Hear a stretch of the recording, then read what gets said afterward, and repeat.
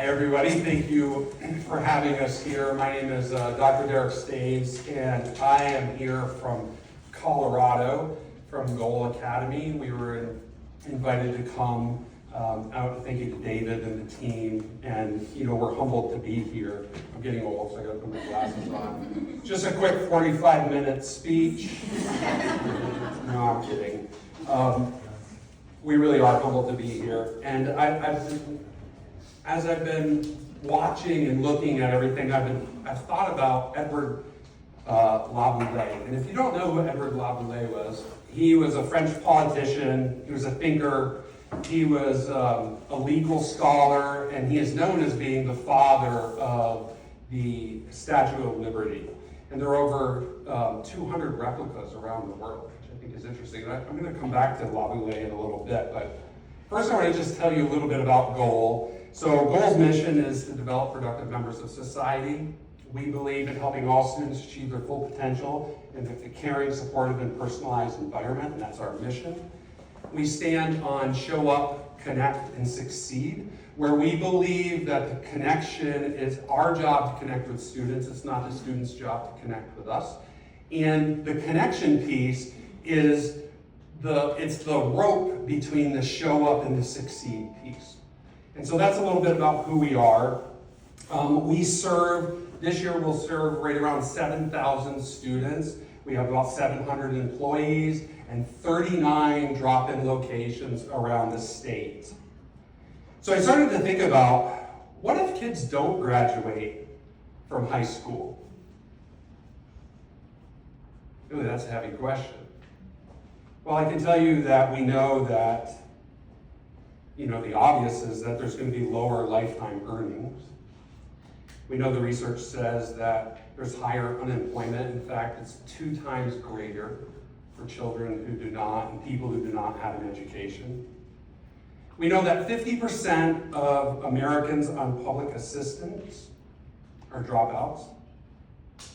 We know that health opportunities are lower, and actually life expectancy is actually lower. So not graduating from high school is literally a matter of life and death. We know that 75% of the prisoners in state prisons are dropouts. We know that 59%, so we can say 60% of prisoners in federal prisons are dropouts. What if schools don't change? What if schools just keep going? And I take nothing away from traditional brick and mortar. I was brick and mortar for a long, long time. And brick and mortar has been great for my kids.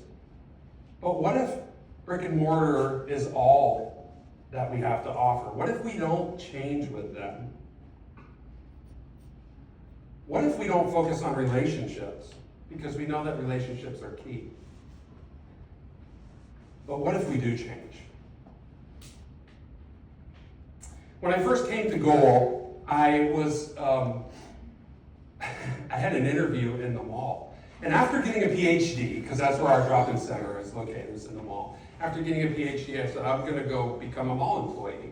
So I thought that was interesting. So I went into the mall. I literally asked them, are you going to be here in 5 years? Because I've got a pretty good job. and I'm not uncertain. They kind of giggled. And they said, yeah, we're going to be here. We're the largest high school in Colorado. And I learned that we are the largest high school in Colorado because we're the smallest in each of our communities. And so I could really get on board with the mission and vision that I shared with you. And so I became a mall employee, which, by the way, means I get a discount at the mall. So there's a positive for that. I became a mall employee, and I quickly learned that we were more than a place where kids came to get their high school diploma.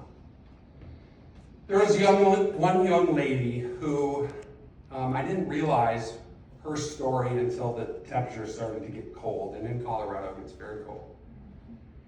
And I was one of the first people to arrive during the day, most every day, because that's what the administrator does. And I started to notice that I would find her sleeping in front of the doors when we would get to school.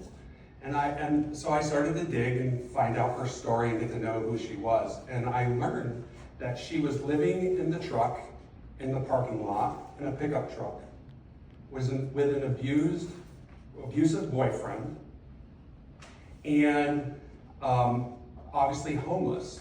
And so we got the opportunity to meet her. She would come in, because when you're in a truck with an abusive relationship and it's cold outside, you're not sleeping much. Let's just face it.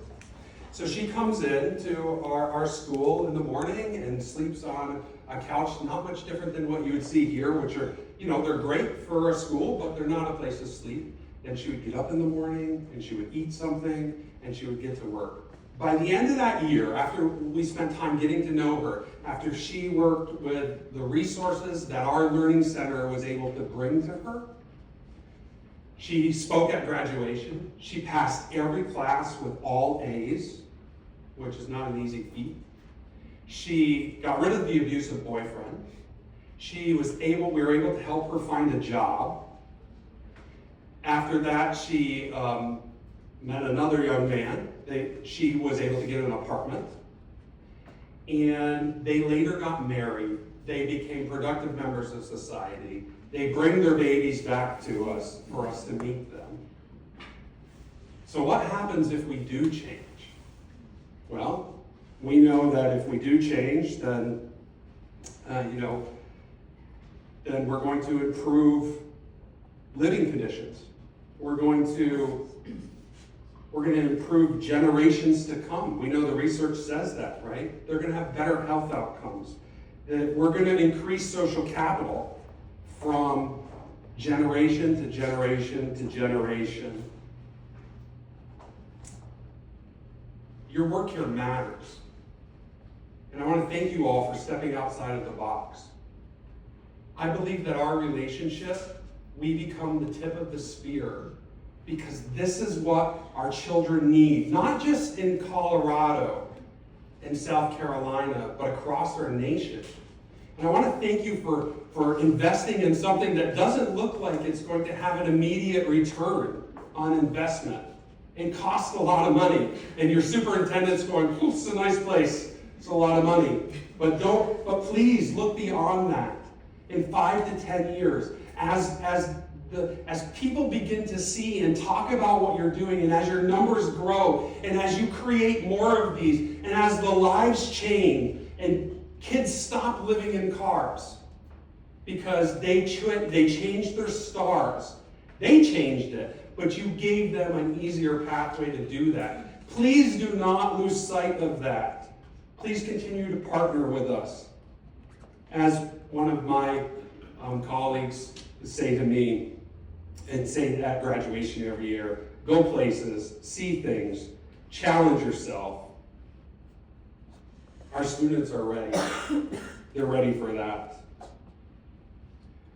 We together become the Statue of Liberty of schools.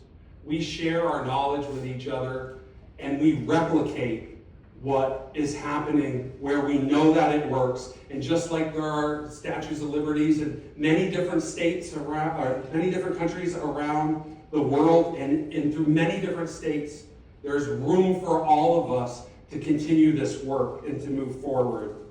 Send us your tired. Send us your educationally disenfranchised. Send us your poor, your huddled masses yearning for free breath. So one more thank you. Join us as we lift our lamp beside the golden door. Your work matters, and thank you for bringing us here. And thank you for what you are about to do for the students and the children of South Carolina.